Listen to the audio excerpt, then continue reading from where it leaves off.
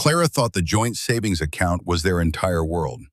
The $87,000 she transferred to her private account that rainy Tuesday morning was in her mind the culmination of Liam's entire plodding, pathetic career. She left him the car they both knew needed repairs, the rented apartment filled with furniture she'd always despised, and a single, small brass key on the polished surface of the dining table. It was the key to a storage unit on the industrial side of town, a place he'd been paying $100 a month for since they were married, a place she considered a mausoleum for his failed ambitions. She didn't know that the dusty concrete room didn't hold old textbooks and forgotten hobbies. She didn't know it held a series of unassuming hard drives and a portfolio of bearer bonds that, when liquidated, were worth $5.4 million. Within 6 weeks, her entire world, and the world of her arrogant, condescending family, would be dismantled by the very man she was leaving behind for having no ambition. It's a powerful story, isn't it? About what happens when people judge a book by its cover, and what happens when quiet strength is mistaken for weakness. We've all felt underestimated at some point in our lives, I'm sure. If this story resonates with you, give this video a like and subscribe to the channel so you don't miss what happens next. And I'm curious, where are you all watching from? Let me know in the comments below. Now let's get back to the moment it all began to unravel. The end didn't start with a bang, but with the clinking of fine silver on porcelain. It was the monthly Hawthorne family dinner, an ordeal Liam had come to dread with a deep, weary ache. The Hawthorne estate wasn't a home.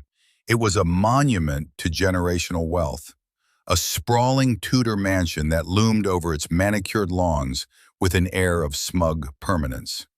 Inside, the air was thick with the scent of lilies and condescension. Liam sat at the grand mahogany table, a ghost in a well-fitting but unremarkable suit, a stark contrast to the casual, expensive linen worn by Clara's father, Richard, and her brother, Julian. Richard Hawthorne, a man whose face seemed permanently fixed in a state of mild disapproval, swirled the deep red wine in his crystal goblet. "Liam," he began, his voice carrying the effortless authority of someone who had never been told no.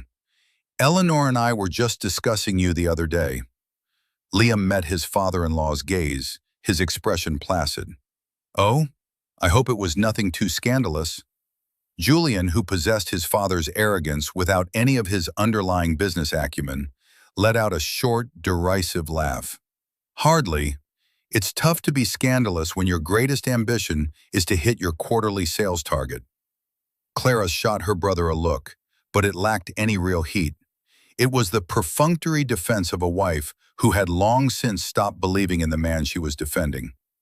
Liam noticed the faint blush on her cheeks was one of embarrassment, not anger. She was embarrassed for him. The realization settled in his gut, cold and heavy. "Now, Julian," Richard said, though his tone held no reprimand, "that's no way to speak. Liam is steady, reliable." He said the words as if describing a piece of functional but uninspired furniture. "Which brings me to my point. We have an opening in the accounting department at Hawthorne Global, a junior auditor position. It wouldn't be a massive pay increase, not initially, but it's a foot in the door of a real company, a chance to build something." The offer hung in the air, thick and insulting. Liam was a senior financial analyst at a respected firm, a job he'd held for 10 years. He was an expert in algorithmic trading and risk assessment. A junior auditor position was something a fresh college graduate would take. It was a demotion disguised as charity, a power play meant to put him firmly in his place, under Richard Hawthorne's thumb. Liam took a slow sip of water, the condensation on the glass cool against his fingers. He could feel the weight of the small brass key in his trouser pocket, a familiar pressure against his thigh. It was his anchor in these moments, a secret talisman that reminded him of the vast, silent ocean of power he held, an ocean whose surface they could not even begin to perceive. They saw only the rowboat. "Richard, that's a very generous offer," Liam said, his voice even and measured. Theatrical naturalism was a skill he had perfected over years of these dinners. But I'm quite content where I am. I value the work-life balance I have. Julian snorted again. Work-life balance. That's what people with no drive call it. I bet you're still driving that 10-year-old sedan, aren't you? I saw it parked out front. Looked a bit sad next to my new Porsche. It gets me from one place to another, Liam replied calmly. It's paid for. I find that more satisfying than a monthly lease payment. You would, Julian muttered, turning his attention back to his food. The rest of the dinner passed in a similar vein. Every comment, every question was a finely crafted dart aimed at his perceived lack of ambition, his modest lifestyle, his quiet nature. They spoke of their upcoming ski trip to Aspen, the new wing being added to the house, Julian's latest frivolous investment in a revolutionary new app. And through it all, Clara was a study in strained silence. She would nod, smile faintly, but her eyes were distant. She was looking at him, but seeing a future she didn't want. A future of comfortable, stable mediocrity. Later that night, as they drove home in the sad, 10-year-old sedan, the silence in the car was heavier than any argument. The smooth hum of the engine was the only sound. You could have been more grateful, Clara said finally, her voice tight. She didn't look at him, staring instead at the string of streetlights blurring past her window. Grateful? For an offer to take a job I'm overqualified for, at a company where I'd be reminded of my place every single day? Liam asked, his tone still gentle. He wasn't angry. He was watching a slow, inevitable collapse, a building succumbing to its own faulty foundations. It was a chance to be part of the family, Liam, a real part. He was trying to help you, to help us. He was trying to control me, Clara. There's a difference. Control? My father sees potential and he wants to nurture it. He looks at you and sees this. She gestured vaguely around the interior of the car. He sees someone who is content to just be. Don't you want more? For me? For our future? The question was the heart of it all. Her definition of more was tied to the gleaming, hollow world of her family. More things, more status, more appearances. His definition of more was something entirely different. It was integrity. It was peace. It was the freedom that came from not needing to prove anything to anyone. A freedom secured by the contents of that storage unit. I have everything I want, Clara, he said softly. She finally turned to look at him, and her eyes were filled with a profound, heartbreaking disappointment. That's the problem, Liam, she whispered.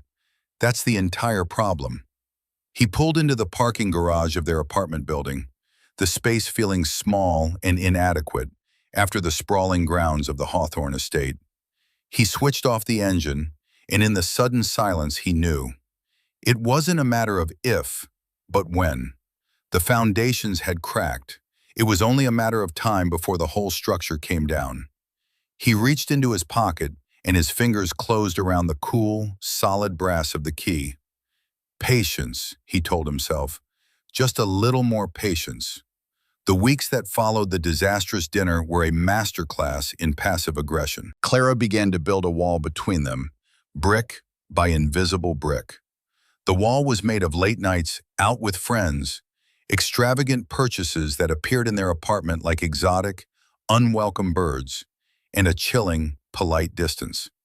A new designer handbag, a pair of shoes that cost more than their weekly grocery budget, a weekend spa trip she announced as a non-negotiable fact. Liam watched as the credit card statements, which were in both their names, began to swell. He didn't confront her.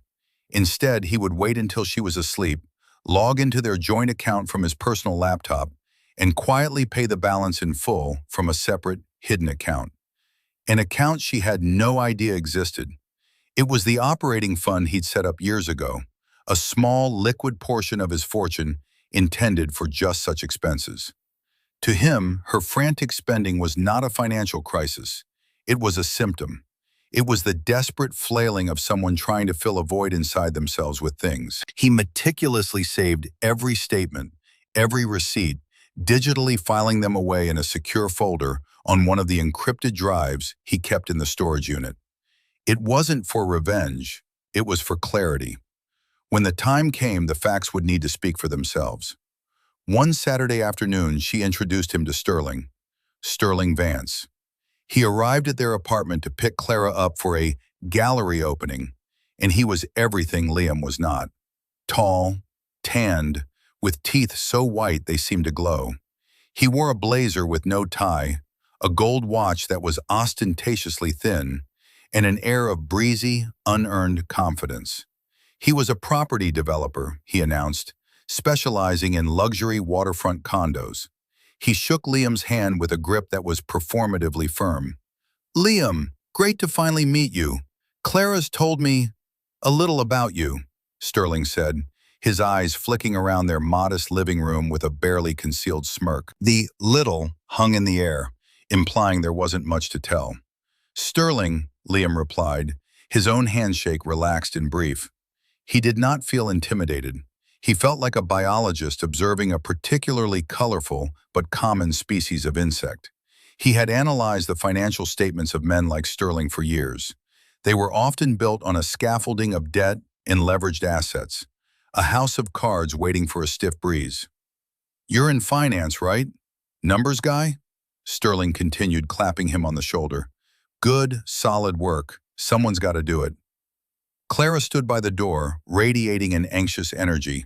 She was wearing a new dress, a shimmering emerald green that Liam had never seen before. She looked beautiful, but she also looked like she was playing a part. "We should get going, Sterling. We'll be late." As they left, Sterling threw a final comment over his shoulder. "Don't wait up, buddy." Liam closed the door behind them, the click of the lock echoing in the now empty apartment. He walked to the window and watched them get into Sterling's car, a low-slung, obnoxious silver convertible. He felt a pang, but it wasn't jealousy. It was a strange, detached sadness for Clara. She was chasing a mirage, a shimmering illusion of success that he knew would evaporate under the harsh light of reality. That evening, he drove to the storage facility. The place was a grid of corrugated steel and silence, lit by the cold, buzzing glare of fluorescent lights. He unlocked Unit 237. The heavy metal door rolled up with a familiar, groaning complaint. The air inside was cool and smelled of concrete and old paper. It was exactly as Clara imagined it on the surface. There were boxes of old university textbooks, philosophy, economics, advanced mathematics.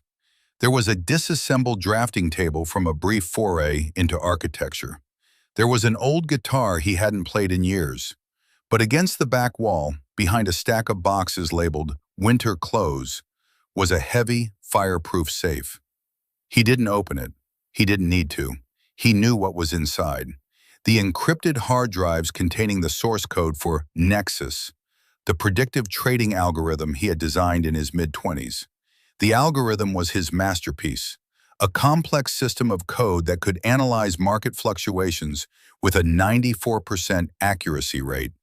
He had sold the licensing rights to a Swiss consortium for a staggering sum, but on his own terms. Anonymity was paramount. The payments were structured through a series of shell corporations and delivered in the most untraceable, old-world form of wealth: physical bearer bonds. The safe also contained the incorporation documents for Phoenix Holdings, his personal investment firm, a company that existed, for now, only on paper and in the quiet hum of a server farm in Delaware. He didn't come here to count his money. He came here for the quiet. He sat down on a sturdy box of books, the harsh light from the hallway casting a long shadow in front of him. Here, surrounded by the physical evidence of his past and the silent, potent symbols of his present, the noise of the hawthorns and the buzzing anxiety of Clara faded away. Here, he could think. He had created this double life for a reason. When he first met Clara, he was already wealthy, but he had seen how money warped people. He wanted to be loved for who he was, not for what he had. So he constructed a persona, Liam Collins, the steady, reliable, slightly unambitious financial analyst. He took a job well below his capabilities, bought a sensible car, and rented a modest apartment. It was a test, a long, patient, 7-year test. He had hoped with all his heart that she would be the one to see past the persona to the man underneath. He had hoped she would value his kindness, his integrity, his quiet intelligence, more than the superficial markers of success her family worshipped. For a few years it seemed like she had, but the constant dripping poison of her family's influence had eroded her convictions. She had started to see him through their eyes, as a project, a disappointment, a failure. He sat there for an hour, the silence broken only by the distant hum of the lights. He wasn't planning his revenge. He was grieving. He was grieving the woman he thought he had married and the future he thought they would have. The acquisition of Hawthorne Global wasn't a plan for vengeance. It was a contingency, a failsafe he had prepared years ago, knowing that Richard Hawthorne's aggressive, reckless business practices would one day make his company vulnerable. It was just business. But now, it was becoming personal. Clara's actions, her affair with Sterling, her family's relentless contempt, they were forcing his hand. He stood up, his joints stiff from the cold concrete. He ran a hand over the cool metal of the safe, then turned and walked out, pulling the heavy door down behind him. The lock clicked shut, a sound of finality. The test was over, and Clara had failed.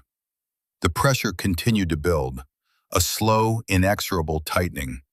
Clara's life was now almost entirely separate from his. She was a planet that had broken free of its orbit, spinning further and further away into the cold, glittering expanse of her new social circle. The apartment became less of a home and more of a shared hotel room, a place she returned to late at night to sleep before leaving again early in the morning. Liam, in turn, retreated into his own quiet world of observation and preparation. By day, he was the same unassuming analyst at his firm, delivering competent work and keeping to himself. His colleagues saw him as a pleasant but forgettable man, utterly unaware that in the evenings he was orchestrating financial maneuvers that dwarfed the entire market capitalization of their company. He began to move his pieces across the board, slowly, deliberately.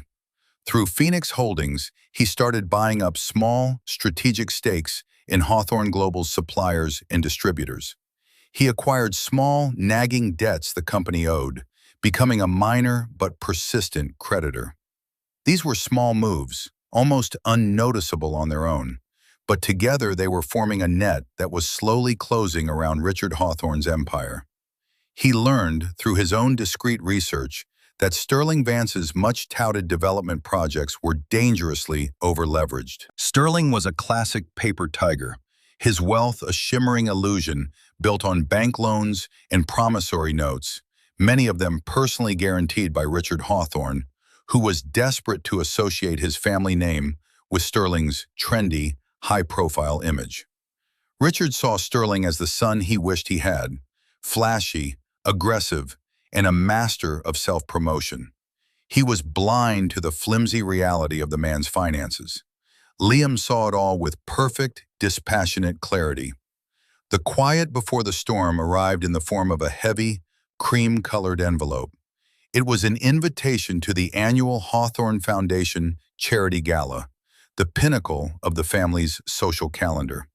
It was an event designed to showcase their wealth and supposed benevolence. Clara left the invitation on the kitchen counter with a note scrawled on a post-it. "Be there, 8 p.m., black tie, don't embarrass me." Liam looked at the note, then at the formal invitation. His first instinct was not to go, to simply let this final thread snap. But he knew he had to see it through to the end. He needed to witness the final act of this play before the curtain fell. He arrived at the Grand Hotel ballroom precisely at 8. He wore a simple, classic tuxedo, perfectly tailored but devoid of any fashionable flourish. He was immediately invisible, a black and white photograph in a room saturated with color. The ballroom was a sea of glittering gowns, flashing diamonds, and booming, self-congratulatory laughter. He spotted Clara across the room. She was standing with Sterling and her family, a radiant jewel in the hawthorn crown. She wore a backless, blood-red dress that clung to her figure, and she was laughing, her head thrown back, a flute of champagne in her hand. She looked vibrant, alive, and utterly alien to him. Sterling's arm was possessively around her waist, his hand resting on the bare skin of her lower back. Liam didn't approach them. He made his way to the bar, ordered a club soda with lime, and found a quiet alcove from which he could observe. He watched as Clara moved through the crowd, a social butterfly in her element. He saw her speaking with a group of women, and from their gestures and glances in his direction, he knew he was the subject of their conversation. He could almost hear the words. "That's him. Yes, her husband. Sweet but no fire. She's finally moving on." The words didn't sting. They were merely data points, confirming what he already knew. After about an hour, Richard Hawthorne cornered him by a large, uninspired ice sculpture of the Hawthorne Global logo. Richard was slightly flushed, his bonhomie fueled by expensive champagne. "Liam, there you are, hiding in the shadows as usual," he boomed, clapping a heavy hand on Liam's shoulder. "You need to learn to work a room, my boy. This is where deals are made, where connections are forged." "I'm more of a listener, Richard," Liam said evenly. "Nonsense. You've got to project success to be successful," Richard lectured, his voice dropping to a conspiratorial whisper. "Look at Sterling.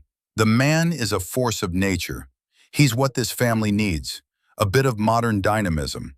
He's closing a deal on that new waterfront property, and I'm co-signing the final loan. It's going to be huge, huge." Liam nodded slowly, taking a sip of his soda. "Is that wise? Co-signing on a project of that magnitude?" Richard's eyes narrowed. The feigned friendliness evaporated, replaced by the familiar, cold condescension. "What would you know about it? You, who's content to manage a spreadsheet for a living. This is about vision, risk, something you've never understood.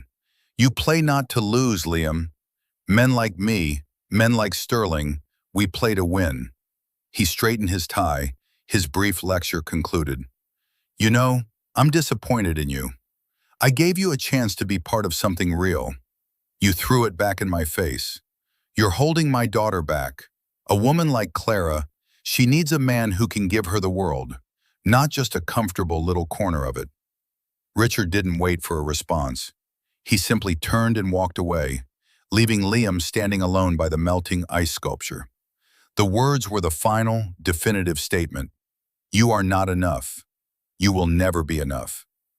Liam remained motionless for a long moment, the noise of the gala fading into a dull roar.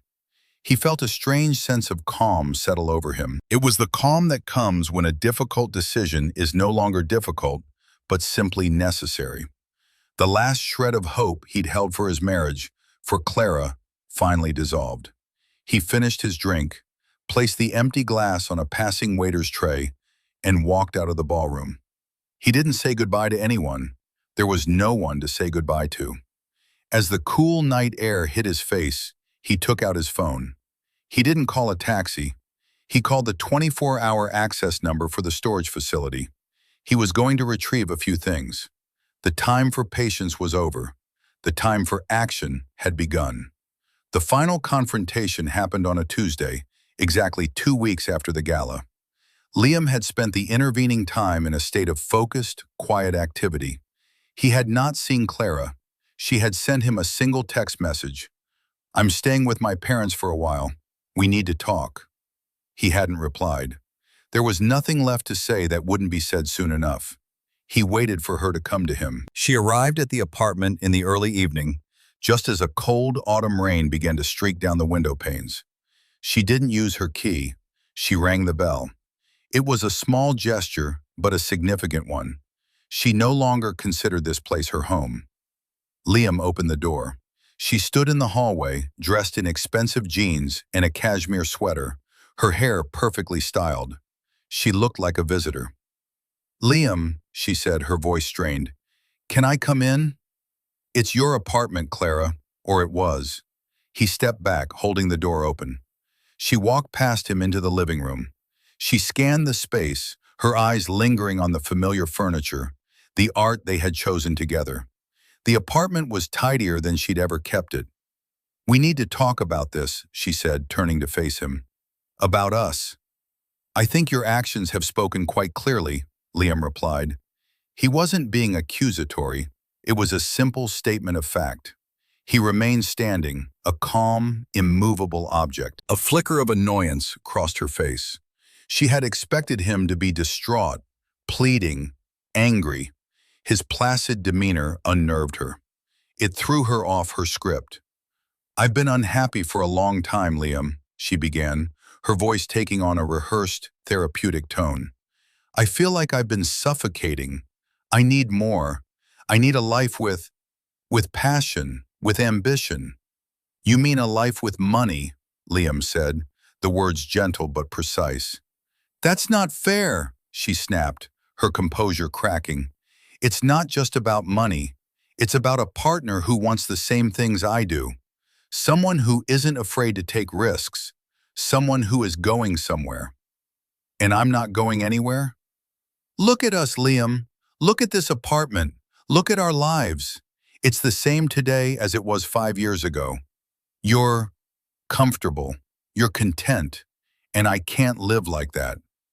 He listened without interruption, his hands in his pockets. He let her speak, let her pour out all the justifications and accusations she had been storing up. She talked about her family's disappointment, about Sterling's vision, about the life she felt she was entitled to. It was a long, winding monologue of self-pity and blame. When she finally ran out of steam, a heavy silence filled the room, punctuated by the drumming of the rain against the glass. "So what is it you want, Clara?" Liam asked quietly. She took a deep breath, steeling herself. This was the moment. "I want a divorce," she said. "I've already spoken to a lawyer.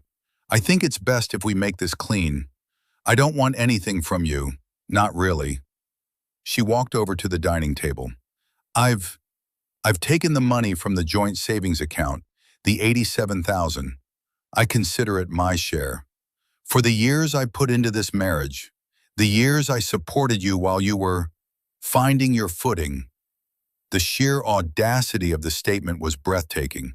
She had supported him. He had paid for this apartment, for their vacations, for her ever-expanding wardrobe, for the very food she ate, all while she believed they were living on his meager salary. He said nothing. He simply watched her. "I'll leave you the car," she continued, her voice gaining confidence now that the hardest part was over. "And all of this." She waved a dismissive hand at the apartment's contents. "I don't want any of it." Then her eyes fell on the small brass key he had placed deliberately in the center of the table.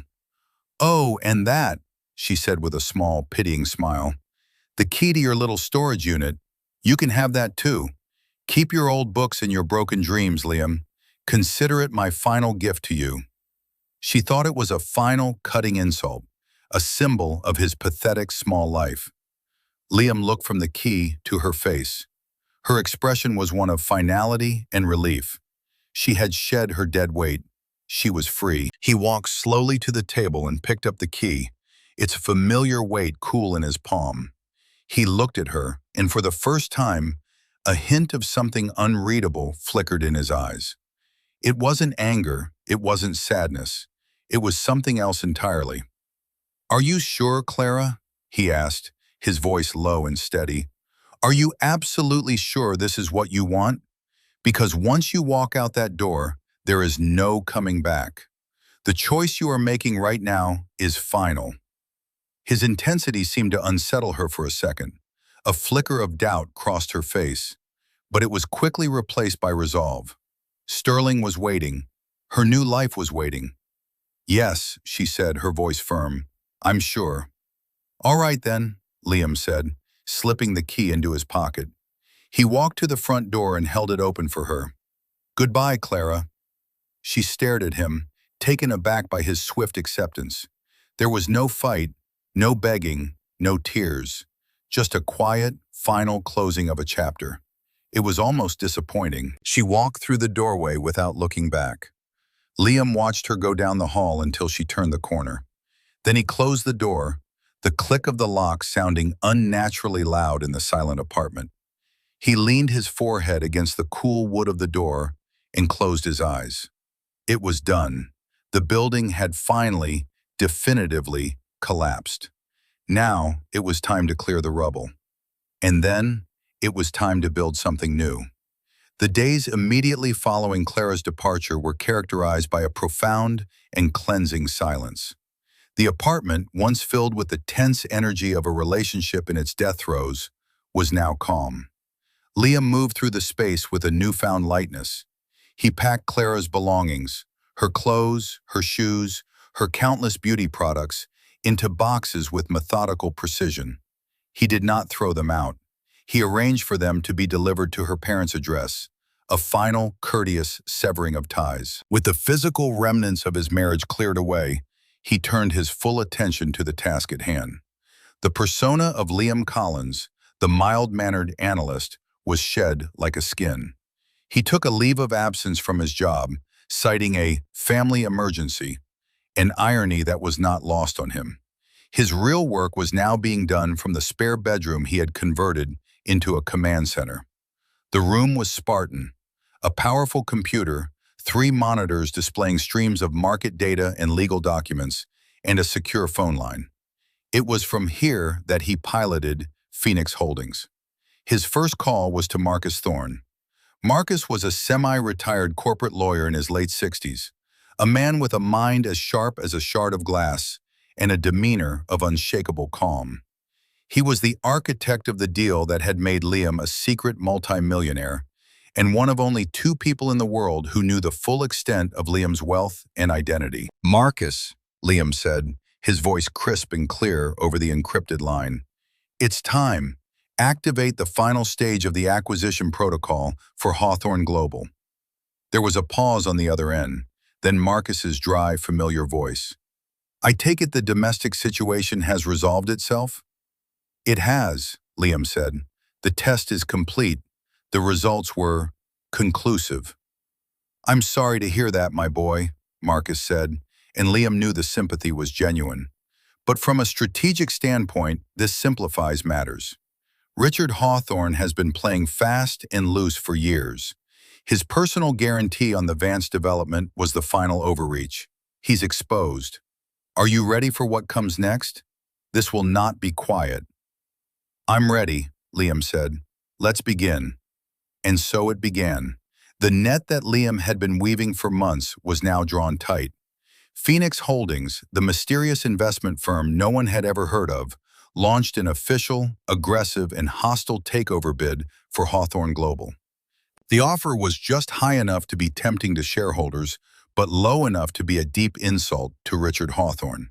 Simultaneously, the small debts Liam had acquired were called in, not by Phoenix, but by a dozen different collection agencies, creating a sudden and disorienting liquidity crisis for the company. Suppliers who had been acquired by subsidiary companies of Phoenix suddenly tightened their credit terms or demanded upfront payment, choking Hawthorne Global's supply chain. The effect was immediate and catastrophic. The company's stock, already fragile, began to plummet. The financial press, sniffing blood in the water, began publishing articles questioning Richard Hawthorne's leadership and the company's financial stability. They highlighted the anonymous nature of Phoenix Holdings, speculating that it was a rival conglomerate looking to dismantle the company and sell it for parts. In the opulent drawing room of the Hawthorne estate, panic was setting in. Richard was a man besieged. He spent his days on the phone, shouting at bankers, lawyers, and board members, his face a permanent mask of apoplectic rage. His authority, which he had always taken for granted, was evaporating before his eyes. Julian was worse than useless. His response to the crisis was to bluster and posture, suggesting ludicrous counter-moves that betrayed his complete lack of understanding of the situation. He blamed everyone: the market, disloyal employees, a media conspiracy, everyone except his father's reckless decision-making. Clara, ensconced in the supposed safety of her family's wealth, felt the first tremors of the earthquake. The atmosphere in the house was thick with fear and anger. The glamorous life she had envisioned was being replaced by hushed, frantic conversations behind closed doors. Sterling, the avatar of her new life, was suddenly distant. His calls became less frequent. When she did get a hold of him, he was evasive, his breezy confidence replaced by a strained, nervous energy. "It's just a temporary market fluctuation, baby," he told her over the phone, his voice tight. "Your old man will handle it. He's a fighter." But Clara wasn't so sure. She saw the raw fear in her father's eyes. She saw the company she had always considered an unshakable monolith beginning to crumble. And in a moment of pure, panicked desperation, she thought of Liam. She thought of his stability, his calmness. The $87,000 she had taken seemed like a fortune then, but now, with the talk of millions and corporate collapse, it felt like nothing. She remembered his small but steady savings. Perhaps he had more. Perhaps he could help. She called his number. It went straight to voicemail. She tried again an hour later. Voicemail. She sent a text. "Liam, it's me. I know things are bad between us, but my family is in trouble. Could you call me? Please." The message was delivered. It was read, but there was no reply. The silence on the other end was absolute. It was the sound of a door that had been closed and locked, a door to which she no longer had the key. For the first time since she had walked out of the apartment, Clara felt a cold, sharp spike of genuine fear. She had not just left a man, she had abandoned a lifeboat, and only now was she beginning to realize she was adrift in the middle of a storm. The storm raged for another week. Hawthorne Global's stock price entered a freefall. Richard Hawthorne's attempts to secure a friendly merger or a massive loan to fight off the takeover failed spectacularly. His reputation for reckless dealing, once seen as a sign of his maverick genius, now made him toxic. No one would touch him. The banks that had once courted him now refused his calls. The board of directors, a group of men who had long benefited from Richard's autocratic rule, began to mutiny. Faced with the potential collapse of their own fortunes, their loyalty evaporated. They demanded a meeting. They wanted to accept the offer from Phoenix Holdings, to cut their losses and salvage what they could. Richard, cornered and furious, had no choice but to agree. But he made one final, defiant demand. He would not sell his family's legacy to a ghost. He wanted to meet the principal of Phoenix Holdings, face to face. The request was relayed through layers of lawyers.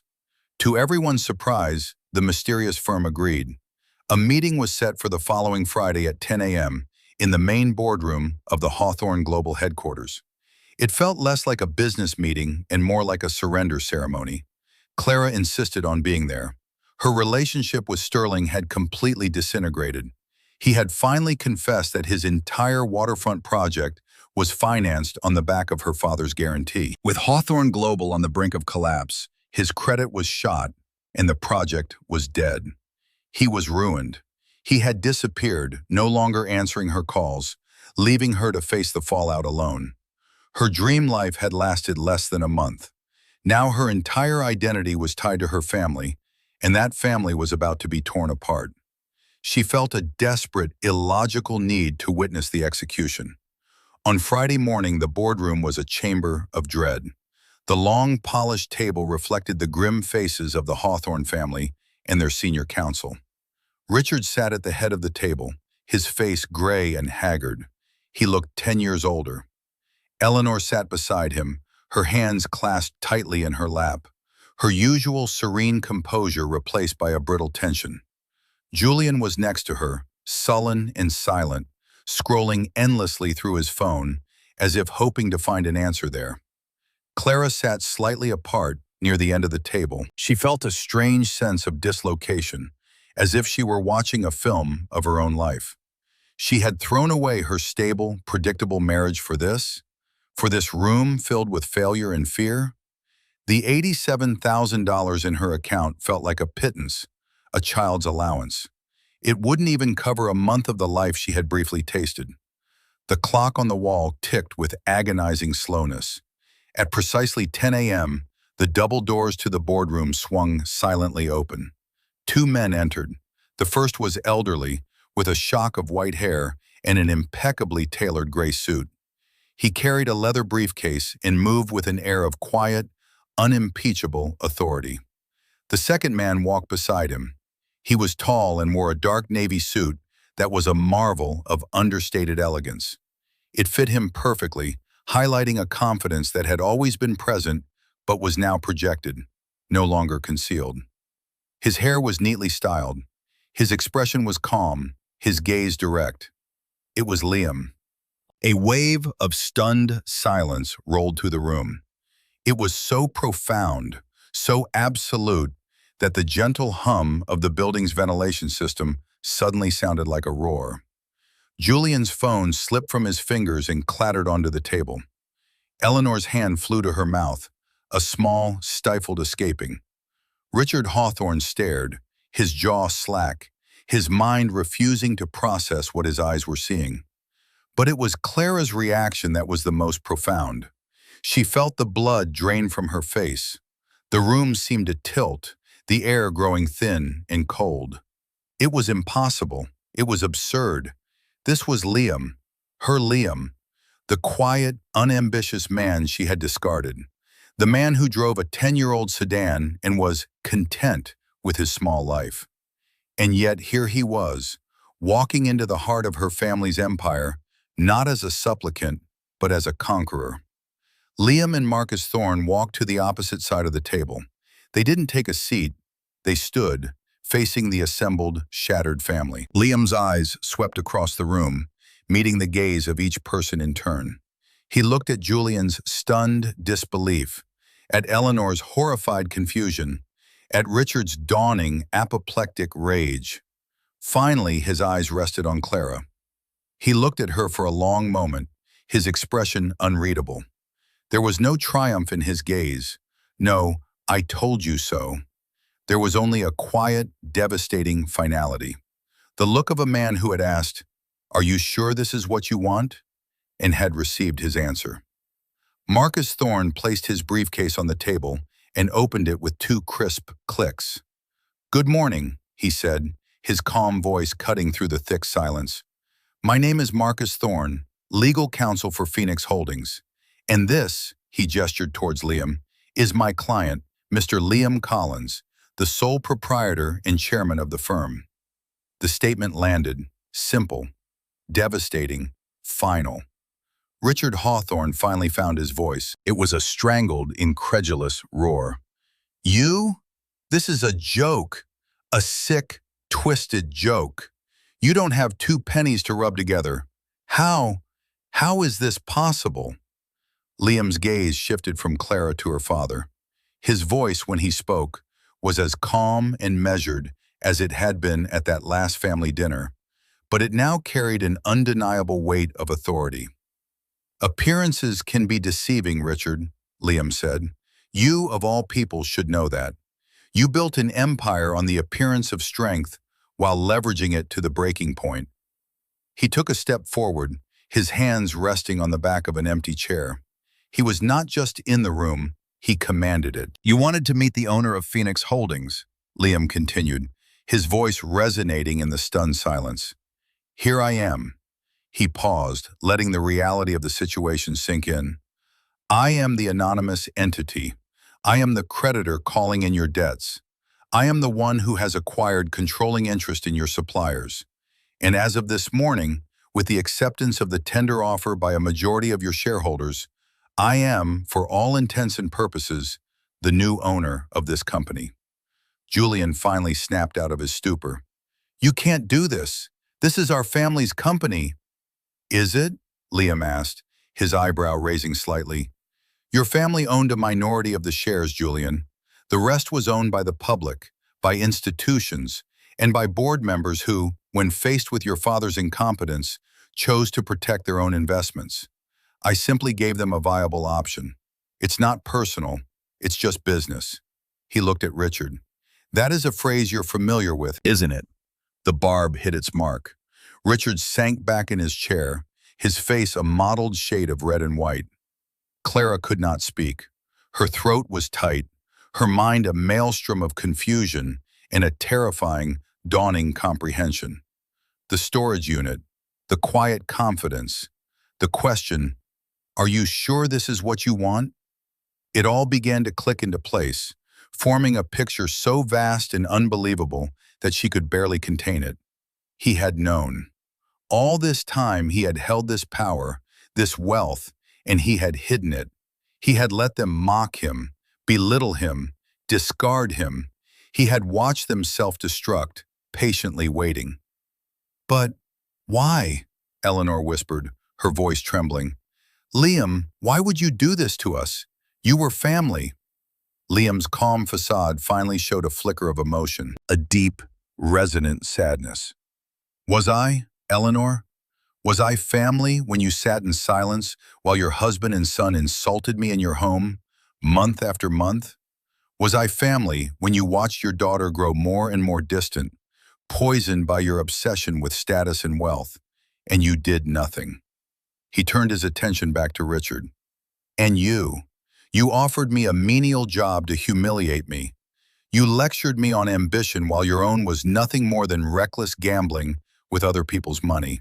You judged me based on my car, my apartment, and my refusal to play your shallow games." He began to walk slowly along the side of the table, his voice a quiet indictment. This was the list of grievances, delivered not with rage, but with the cold, hard clarity of truth. "You called me a man who plays not to lose," he said, stopping directly in front of Richard. "You were wrong. I play to win. But my definition of winning is different from yours. I don't need to project success. I am content to simply be successful." He then turned his gaze to Clara. The room seemed to hold its breath. "You wanted a man with passion and ambition," he said, his voice softer now, but no less cutting. "You had one, you just couldn't see him. You were looking for a flashy fire, and you missed the steady, burning heat right beside you. You chose a mirage, Clara, a man like Sterling." At the mention of Sterling's name, Clara flinched. "Did you know," Liam continued, "that the final, crippling loan that Mr. Vance needed for his waterfront fantasy, the one your father so foolishly co-signed, the lending institution it came from was a subsidiary of Phoenix Holdings. I approved that loan, knowing it would be the anchor that pulled you all under. Sterling was a house of cards. I just provided the gentle breeze." The revelation was a final, brutal blow. It wasn't just that they had been outmaneuvered. They had been puppets in a play he had written and directed from the very beginning. Clara finally found her voice. It was a ragged whisper. "The money, the storage unit." Liam gave a small, sad smile. "The storage unit contains the proof of my life's work, an algorithm I designed a decade ago. I sold the rights for a sum that would make your family's entire net worth look like a rounding error. I chose to live simply because I wanted a life of peace, of integrity. I wanted a partner who valued me for who I am, not for what I have." He paused, his eyes holding hers. "You took $87,000 from me, Clara. You called it your share for the years you wasted. Let me be clear. In the 7 years we were married, your spending, funded entirely by me, exceeded $500,000. The money you took was a pittance, a gesture. It was your final answer to a test you didn't even know you were taking." The moral mirror was now in front of them, polished and perfect, reflecting their greed, their arrogance, their profound blindness. There was nothing to say. There were no arguments to be made. He had spoken only the truth. Richard Hawthorne, broken, made one last desperate plea. "What do you want, Liam? To destroy us? To ruin us completely?" Liam looked at the man who had despised him, who was now pleading for mercy. He felt no desire for cruelty. His goal had never been annihilation, only justice. "No, Richard," he said, returning to his place beside Marcus. "Unlike you, I don't believe in destroying things of value. Hawthorne Global is a good company, despite your mismanagement. It has good employees and a solid foundation. I'm not going to dismantle it. I'm going to rebuild it. He looked around the table at the shattered family. And that brings me to you. You all have a choice. I am assuming control of this company, effective immediately. The board has already approved it. Richard, you are removed as CEO and chairman. Julian, your position in marketing, which you've treated as a personal playground, is eliminated. He let that sink in. Then he delivered the final proposition. However, I am prepared to offer you continued employment.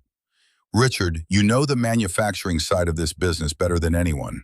I'm offering you a position as a plant supervisor. You'll report to the new COO. It's a real job, with real responsibilities. Julian, you have a choice. You can take a severance package and walk away, or you can start over. In the warehouse, loading trucks, learn the business from the ground up. The offers were both a mercy and a profound punishment. They were not being cast out into the street, but their status, the very core of their identity, was being stripped away. They would have to work. They would have to earn their keep under the command of the man they had scorned. "And you, Clara?" he said, his voice softening almost imperceptibly. Her name hung in the air between them. "I'm not your husband anymore, so I can't tell you what to do. The divorce will proceed. The $87,000 is yours to keep. Consider it your severance. What you do next is up to you." He had given her nothing, and yet everything. He had given her the freedom she claimed to want, but stripped of the gilded cage she had expected it to come with. Marcus Thorne stepped forward, placing a thick document on the table. "These papers formalize the transfer of control. You can have your lawyers review them, but I assure you, they are ironclad. You have 24 hours to accept the employment offers. After that, they are rescinded." With that, Liam turned. He did not give them a final, triumphant look.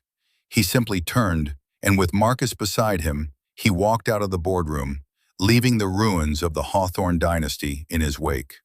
The heavy doors swung shut, and the silence that descended was the sound of a world ending. The weeks that followed the boardroom confrontation were a study in consequences. The news of the takeover and Liam's identity as the new chairman of Hawthorne Global sent shockwaves through their social and business circles. The story was too dramatic, too perfect to remain secret. It became the stuff of legend, the quiet, underestimated son-in-law who had turned the tables on the arrogant dynasty that had cast him out. Liam, for his part, ignored the gossip.